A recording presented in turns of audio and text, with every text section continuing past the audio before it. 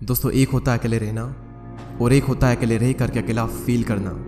भले ही हमारी टेक्नोलॉजी बहुत ही एडवांस हो चुकी हो, हम चांद तक क्यों ना पहुंच गए हो, लेकिन हमारा सबकॉन्शियस माइंड उस रफ्तार से डेवलप नहीं हो पाया है। उसे आज भी यही लगता है कि जिस तरह हमारे लिए पहले ग्रुप में रहना जरूरी था, क्योंकि अगर ग्रुप में नहीं रहेंगे तो जानवरों का शिकार नहीं कर पाएंगे, बल्कि खुद जानवरों का शिकार बन जाएंगे।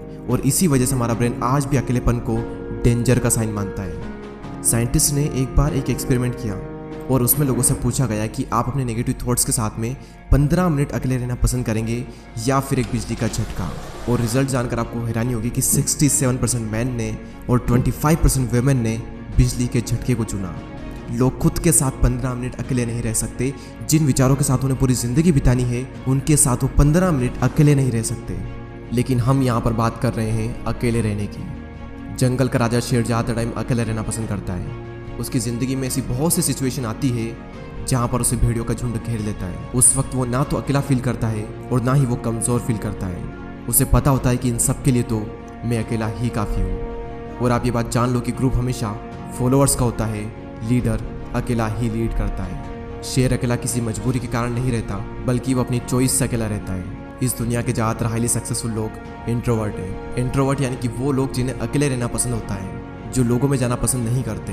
बिल गेट्स, जो कि माइक्रोसॉफ्ट के को फाउंडर है, 7 दिन के लिए बिना किसी टेक्नोलॉजी के अपने फ्रेंड्स एंड फैमिली से दूर रहकर अकेले रहते हैं। और इसका रीज़न वो ये बताते हैं कि इससे उनकी क्रिएटिविटी बढ़ती है, उनके माइंड में नए नए आइडियाज़ आते हैं और अपनी लाइफ के कई सारे बड़े बड़े डिसीजन उन्होंने इसी दौरान लिए हैं। और ये सभी लोग किसी मजबूरी की वजह से अकेले नहीं रहते, ये अपनी चॉइस से अकेले रहते हैं, क्योंकि उन्हें पता होता है कि एक अकेला इंसान कुछ भी कर सकता है। अकेले रहने के 4 ऐसे फायदे मैं आपको बताऊंगा जिन्हें समझने के बाद में आप भी अकेले रहना पसंद करोगे।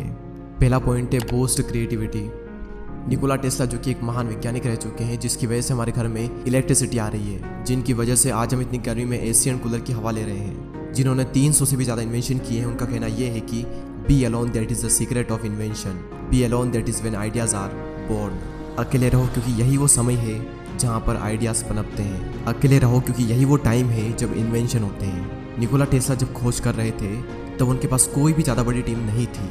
उन्होंने ज़्यादातर जो इन्वेंशन है वो अकेले रहकर अपनी लैब में किए। और रिसर्च बताती है कि जब आप अकेले होते हो और कुछ भी नहीं कर रहे होते हो, तब आपके ब्रेन के DMN यानी कि डिफ़ॉल्ट मोड नेटवर्क में ज़्यादा एक्टिविटी होने लगती है। और इसी नेटवर्क की वजह से इंसान क्रिएटिव सोचता है, उसके ब्रेन में नए नए आइडियाज़ आते हैं। सर आइजैक न्यूटन को भी क्रिएटिविटी का आइडिया तब आया था जब वो अकेले एक एप्पल ट्री के नीचे बैठे थे। मेरे इस यूट्यूब चैनल पर इतनी सारी वीडियो है, इनमें से एक भी वीडियो ऐसी नहीं है जो कि मैंने किसी के साथ बैठकर बनाई हो। सारी वीडियोस के आइडिया मुझे अकेले में आए हैं और सभी वीडियो की स्क्रिप्ट मैंने अकेले बैठकर ही लिखी है। अगर मेरे साथ कोई है तो मैं कभी भी काम नहीं कर सकता। मुझे एकांत माहौल चाहिए क्रिएटिव सोचने के लिए। सेकंड पॉइंट है इंक्रीज्ड फोकस। जब आप अकेले रहोगे तो उन सभी लोगों से दूर रहोगे जो कि आपका ध्यान भटकाते हैं। आपका पूरा फोकस बस एक ही जगह पर रहेगा, आप चाह कर भी भटक नहीं सकते। आज से 4 साल पहले जब मैंने अपनी यूट्यूब जर्नी स्टार्ट की थी, तब मेरी लाइफ में सिर्फ 3 से 4 ही फ्रेंड थे और उनसे भी मेरा मिलना बहुत ही कम होता था। उस वक्त मैं ज़्यादातर टाइम अकेला ही रहता था और मुझे बहुत अच्छा लगता अकेले रहना, क्योंकि अकेले में मैं एक जोन में होता था। मैं भगवान का बहुत ही शुक्रगुजार हूँ कि उस वक्त मुझे लोग ज़्यादा पसंद नहीं करते थे। मेरी लाइफ में बहुत ही कम लोग थे और उसी वजह से मैं फोकस कर पाया और आज कुछ बन पाया, सिर्फ और सिर्फ क्योंकि मैं आइसोलेशन में था। अब ये आइसोलेशन क्या होता है? एक होता है अकेले रहना और एक होता है अकेले रह करके अकेला फील करना। अकेले फील करना यानी कि लोनलीनेस, अकेलापन। इसके लिए आपकी लाइफ में 1 से 2 लोग होने चाहिए, कुछ खास लोग जिनसे आप टाइम टू टाइम मिल लें, अपने दिल की बातें शेयर कर लें और उसके बाद फिर ख़त्म। और एक होता है अकेले रहना यानी कि आइसोलेशन, जहाँ पर आपका focus, creativity and productivity next level पर होती है। आइडियाज़ आते हैं, हम ग्रो करते हैं, अपनी क्षमताओं का पूरा इस्तेमाल करते हैं। और यही हुआ मेरे साथ जब मैं आइसोलेशन में चला गया। तीसरा सबसे बड़ा फ़ायदा सेल्फ अवेयरनेस। आप खुद को जान पाते हो। दोस्तों, एक बार मैं खाना खाने के बाद वॉक पर जा रहा था। रास्ता काफ़ी लंबा था, आधा रास्ता बीत गया। उसके बाद मैंने अपने एक फ्रेंड को कॉल किया और जब मैंने कॉल किया, जब मैं बातों में लग गया, मुझे पता ही नहीं चला कि कब रास्ता ख़त्म हो गया और कब मैं रिटर्न घर पर आ गया। यानी कि अगर हम किसी के साथ में हो तो हमारा कितना ही टाइम निकल जाता है हमें पता भी नहीं चलता। बड़े बड़े रास्ते छोटे पड़ जाते हैं अगर हम किसी के साथ में होते हैं तो।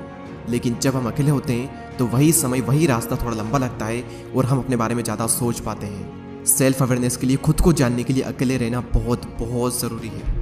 और अगर आपको ये लगता है कि आप सेल्फ अवेयर हो, आप खुद को बहुत ही अच्छे तरीके से जानते हो, तो आप सभी लोग ये बात जान लो कि 5000 ऐसे लोग थे जिनको ये लगता था कि वो सेल्फ अवेयर हैं, लेकिन जब उनका सेल्फ अवेयरनेस का टेस्ट किया गया तो उनमें से सिर्फ 10 से 15% ऐसे लोग थे जो कि सेल्फ अवेयर थे। जिन्हें अपना पेशेंट पता था, जिन्हें अपनी स्ट्रेंथ पता थी, जिन्हें अपनी वीकनेसेस पता थी। बाकी लोगों के अंदर सारी चीज़ें हैं लेकिन उन्हें पता कुछ भी नहीं है। तो अकेले समय बिताओ और खुद को जानो, क्योंकि जो पूरी दुनिया को जानने में लगा रहता है वो किसी को भी नहीं जान पाता, लेकिन जो खुद को जान लेता है वो सभी को जान लेता है। नेक्स्ट पॉइंट यहाँ पर आता है मास्टर योर इमोशन। यहाँ पर फिर से वही बात आती है कि जो इंसान अपने इमोशंस को समझ लेता है वो पूरी दुनिया के इमोशंस को समझ लेगा। Royal Enfield, Mountain Dew, Maggi और ऐसी और भी कई सारी कंपनी के आपने एडवर्टाइजमेंट जरूर देखे होंगे। ये सभी कंपनी जब भी ऐड करती है तो ये कभी भी अपने प्रोडक्ट के बारे में बात नहीं करती है। वो ये नहीं बताती कि इनके अंदर क्या क्या इंग्रेडिएंट्स है, क्या क्या स्पेसिफिकेशन है, इसका टेस्ट कैसा है। उनका सिर्फ एक मकसद होता है कि उस ऐड को वो लोगों के इमोशन के साथ में कनेक्ट कर दे, क्योंकि उन्हें पता है कि लोग इमोशनली ज़्यादा कनेक्ट होते हैं। अब सवाल यहाँ पर ये आता है कि ये जो मार्केटिंग कंपनीज है ये लोगों के इमोशन को समझ कैसे पाते हैं। सिंपल सा तरीका है कि ये लोग पहले खुद के इमोशन को समझते हैं, उसके बाद ये पूरी दुनिया के इमोशन को समझ जाते हैं। तो इन फ्यूचर में अगर आपको लोगों को इन्फ्लुएंस करना हो या फिर आपका कुछ भी ऐसा काम हो जहाँ पर आपको लोगों को इमोशनली कनेक्टेड करना हो, तो आपको खुद के इमोशन को मास्टर करना बहुत ज़रूरी है। और खुद के इमोशन को समझने के लिए आपको पहले खुद को समझना होगा, और खुद को समझने के लिए आपको अकेले रहना ही होगा। तो इसीलिए अकेले रहें, एकांत में रहें और अपनी पूरी आत्मा एक काम में डाल दो। एक दिन लोग आपसे मिलने को तरस जाएंगे। दोस्तों इस वीडियो में इतना ही। अगर आपको ये वीडियो अच्छी लगती है तो लाइक करें एंड चैनल को सब्सक्राइब करके बेल आइकन को प्रेस करें। मैं आपसे मिलूंगा अगले वीडियो में, तब तक के लिए जय हिंद, जय भारत।